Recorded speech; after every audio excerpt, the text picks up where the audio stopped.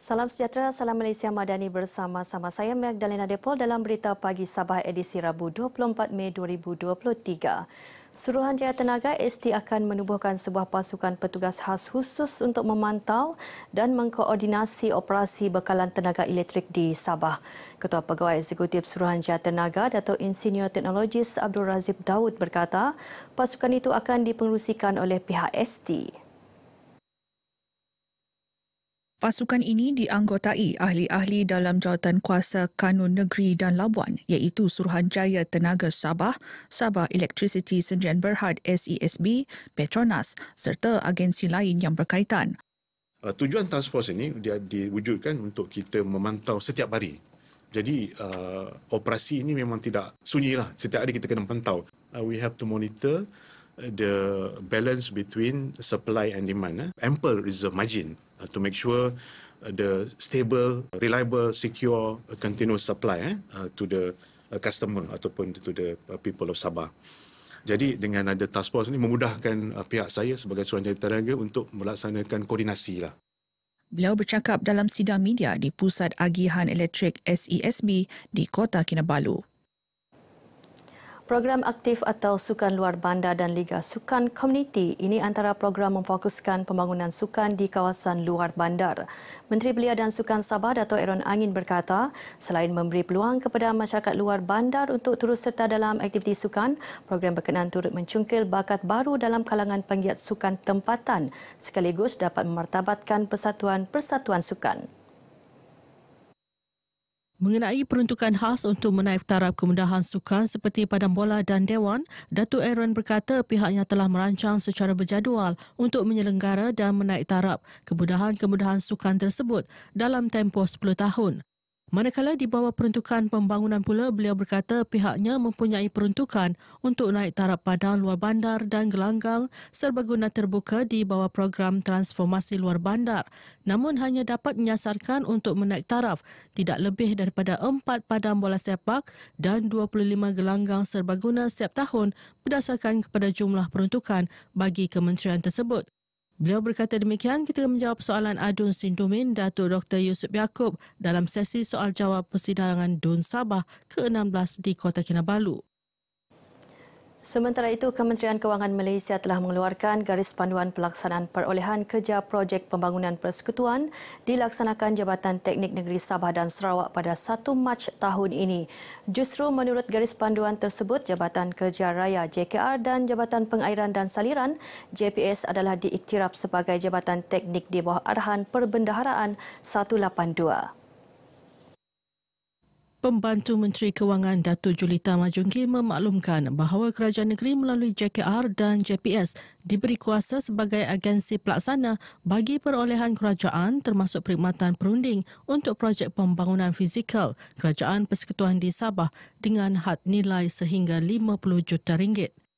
Jabatan berkenaan juga diberi kuasa untuk mempelawa, membuka, menilai, mengesyor dan memperaku tender untuk dipertimbangkan oleh Lembaga Perolehan Kerajaan Sabah. Tata cara perolehan bagi projek-projek berkenaan adalah berdasarkan kepada arahan perbendaraan dan pekeliling perbendaraan persekutuan yang berkuat kuasa. Jelasnya setakat ini kerajaan negeri belum menerima apa-apa peruntukan kerana mesyuarat pertama akan diadakan pada bulan Jun ini. Katanya lembaga perolehan kerajaan negeri hanya boleh mempertimbangkan dan menyetujui terima tender dengan syarat keputusan yang dibuat adalah sebelah suara dan tidak melebihi had nilai dan kuasa yang ditetapkan. Beliau mewakili Kementerian Kewangan menjawab berkenaan status kuasa mengurus pihak kerajaan negeri terhadap peruntukan tersebut dalam sesi soal jawab persidangan DUN Sabah di Kota Kinabalu. Seramai 26 adun mengambil bahagian dalam sesi usul ucapan terima kasih kepada Yang di-Pertuan Negeri atas ucapan dasar kerajaan sebelum Speaker Dewan Undangan Negeri Datuk Seri Panglima Kazim M. Yahya menangguhkan persidangan DUN Sabah kali ke-16 penggal keempat pukul 6.48 petang dan akan disambung 10 pagi ini. Dua lelaki mengaku tidak bersalah atas pertuduhan menerima rasuah masing-masing berjumlah RM780,000 di Mahkamah Session Khas Rasuah Kota Kinabalu. Kedua-dua tertuduh masing-masing melibatkan 34 pertuduhan dalam tempoh tahun 2014 hingga 2015 di bawah Seksyen 17(A) Akta Suruhanjaya Pencegahan Rasuah Malaysia 2009 dan Seksyen 28(1)(C) Akta sama. Tertuduh membuat pengakuan itu di hadapan Hakim Jason juga. Tertuduh pertama berusia 44 tahun, seorang juruaudit grade W41, didakwa menerima suapan sebanyak 34 kali secara pemindahan wang menggunakan cek agar tidak menjalankan pemeriksaan mengejut terhadap sebuah kilang sawit. Sementara tertuduh kedua ketika itu berjawatan grade N22 dan kini telah bersara, telah bersubahat dengan tertuduh pertama menerima suapan serupa pada tarikh dan lokasi sama. Mahkamah menetapkan ikat jamin sebanyak RM80,000 bagi setiap tertuduh dan deposit RM20,000 dengan dua penjamin tempatan. Kedua-dua tertuduh perlu melapor diri di pejabat SPRM setiap 2 bulan selain menyerahkan pasport kepada mahkamah. Pendakwaan dilakukan pegawai pendakwa Nurul Izzati Sapifi. Manakala tertuduh pertama diwakili Peguam Hamid & Co, sementara tertuduh kedua diwakili Peguam Azhir Arisin & Co. Tarikh pengurusan kes ditetapkan 17 Julai depan. Kementerian Perdagangan Dalam Negeri dan Kos Sara Hidup KPDN Cawangan Sandakan berjaya mematahkan sindiket penyelewengan minyak plastik bersubsidi di daerah Sandakan pada Isnin lepas. Serbuan pada pukul 2 petang tersebut melibatkan 4 anggota penguatkuasa KPDN di sebuah rumah tidak bernombor di Jalan Gereja Batu 9 Sandakan. Ketua KPDN Sandakan Azdi Zukri John berkata berdasarkan risikan anggota penguatkuasaan KPDN sebelum ini, sindikat berkenaan melakukan aktiviti tersebut sejak 2 bulan yang lalu dengan menjual minyak bersubsidi di pasaran tempatan serta diseludup ke negara jiran. Kita menyerulah kepada semua pemilik kilang pembuatan semula minyak masak bersubsidi, tolong perhatikan. Tolong tengok siapa pelanggan anda. Sebab kita tidak tahu. Mungkin pelanggan itu menggunakan lesen orang lain untuk ambil bekalan dan buat aktiviti gunting macam ni lah. Jadi kita akan siasat beberapa company yang terlibat di sini. Kita akan buat secara lanjut.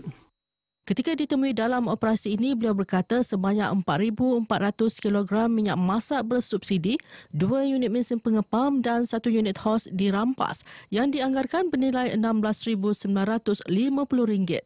Turut ditahan seorang lelaki tempatan berumur 50-an disyaki dalam sindiket berkenaan. Kes disiasat di bawah Seksyen 21 Akta Perbekalan atau Akta Kawalan Bekalan 1961. Semangat perpaduan dan persaudaraan yang telah menjadi amalan hidup masyarakat pelbagai kaum di negeri ini perlu terus dipelihara dan diperkukuh. Ahli Parlimen Sandakan Vivian Wong She Yi berkata, semangat perpaduan dan persaudaraan ini jelas terselah menerusi penglibatan masyarakat pelbagai kaum dalam sambutan Pesta Keamatan. Vivian menyatakan demikian ketika berucap merasmikan sambutan Pesta Keamatan peringkat daerah Sandakan di Dewan Masyarakat Sandakan. Majlis ini menyaksikan Audrey Jalen Tubon dinobat untuk ngadau keamatan peringkat daerah Sandakan, seterusnya mewakili Sandakan ke pertandingan peringkat negeri pada 30 dan 31 Mei ini. Sementara itu, Majlis Sambutan Hari Raya Aidilfitri, Keamatan dan Gawai peringkat IPD Sandakan berlangsung meriah dengan kehadiran lebih 1,000 pengunjung. Turut hadir Ketua Polis Daerah Sandakan SCP Abdul Fuad Abdul Malik. Majlis turut diserikan dengan persembahan kebudayaan, pertandingan nyanyian, pertandingan ibu anggun, pertandingan fashion kanak-kanak dan pertandingan gerai tercantik. Universiti Malaysia Sabah UMS memeterai Memorandum Persefahaman MOU bersama Perbadanan Harta Intelek Malaysia MIPO bagi menjalin kerjasama strategik bagi program Technology and Innovation Support Center TISC.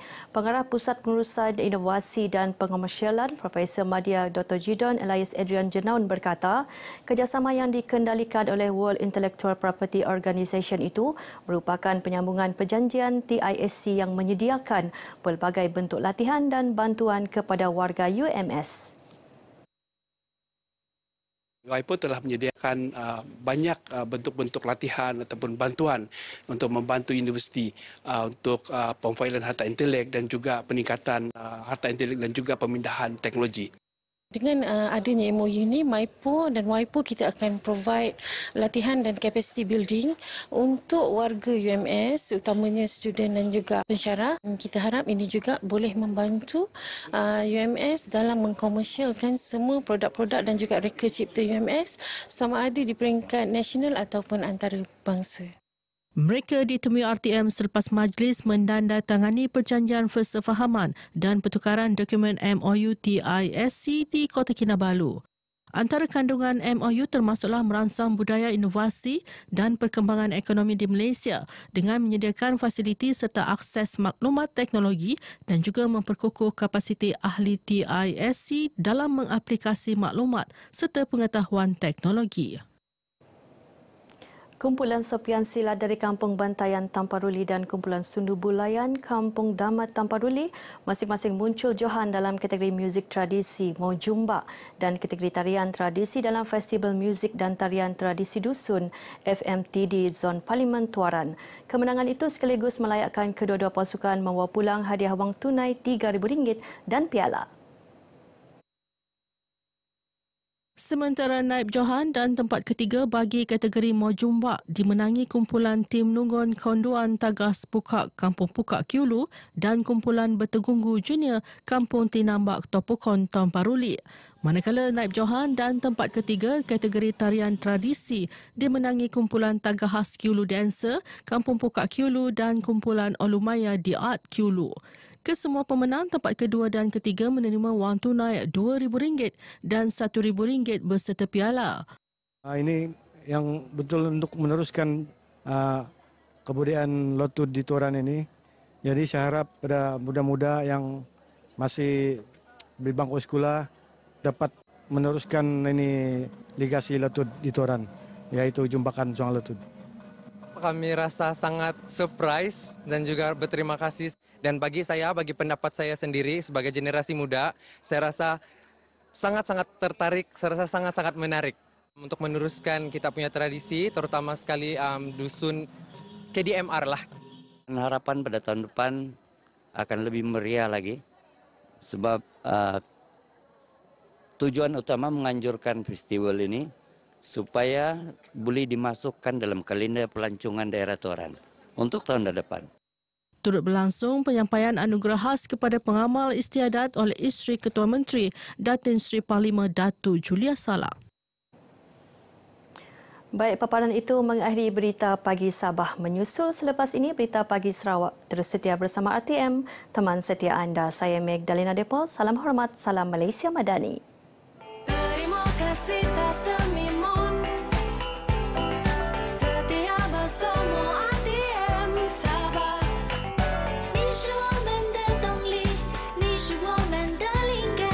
Kami patuhi amuan. Ia akan. Okay, mic check 1 2 let's go. You know what it is. Yang sahih paling laris. Update tanpa halangan baris bengkok kami garis. Tiap halaman akbar. Siang dan malam full bar. Bila bangun pagi radio kami kan bertanya kabar. Apa kabar? Jangan gusar, harimu pastikan bersinar. Salam kami rakam RTM pilihan. Unggul tanpa sempadan. Always be number one. You are the inspiration.